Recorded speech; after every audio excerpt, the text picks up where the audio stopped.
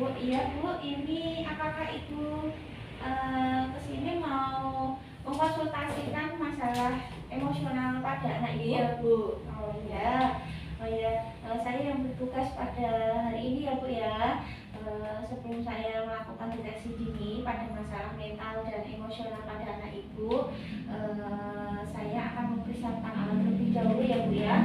Jadi sini saya sudah mempunyai kuesioner tentang masalah mental dan emosional seperti itu. Saya jelaskan prosedurnya dulu ya Bu ya.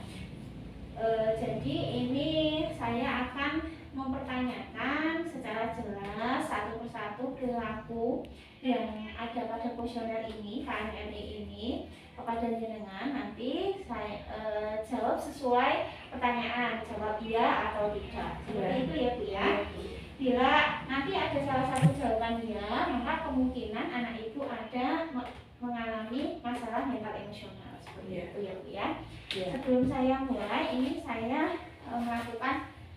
menanyakan dulu nama anak Ibu siapa ya Bu ya? Doni Bu. Oh iya, umurnya berapa Ibu? 48 bulan. Anak Doni 48 bulan ya Bu ya.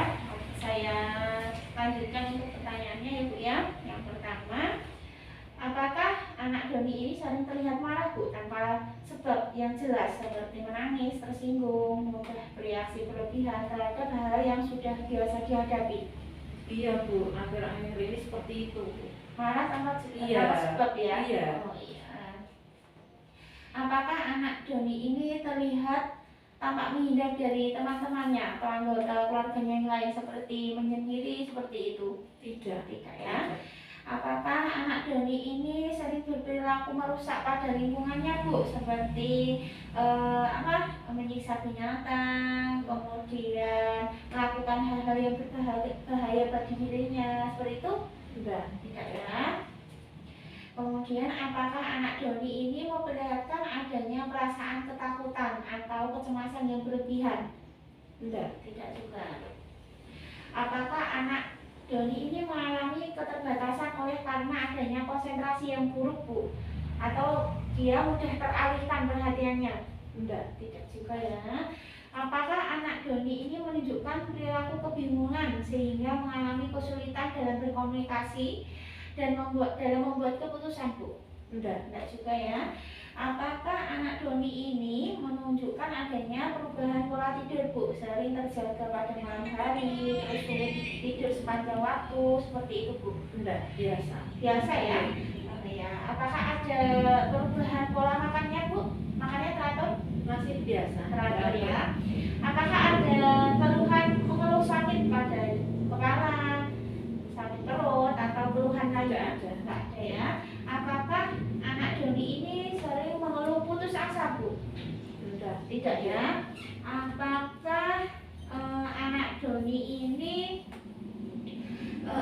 menunjukkan adanya kemunduran perilaku? Jadi ini kan sudah 4 tahun ya Bu ya. Jadi ngompol lagi atau menghisap jempol seperti itu?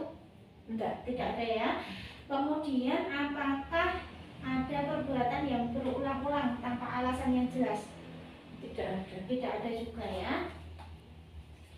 Berarti ini ada ya satu ya Bu ya. Jadi kalau ada ya satu berarti ada masalah mental emosional pada anak Ibu seperti itu ya. Ini yang terjadi masalahnya adalah anak Ibu sering terlihat marah tanpa sebab ya. Ya, jadi saya akan melakukan konseling ya Bu ya ke panjenengan sebagai orang tua. Jadi anak marah itu anak marah, kesal itu terjadi karena anak tidak nyaman Bu dan merasa frustasi.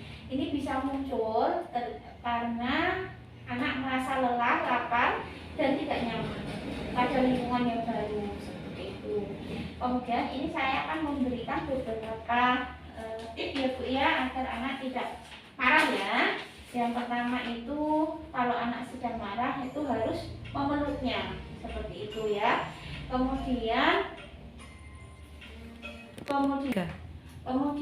itu mempersiapkan segala kebutuhan anak ya Bu ya sebelum pergi. Pastikan anak Ibu itu dalam keadaan kenyang dan cukup istirahatnya agar nanti di tengah tujuan anak tidak merasa marah atau tidak nyaman seperti itu ya.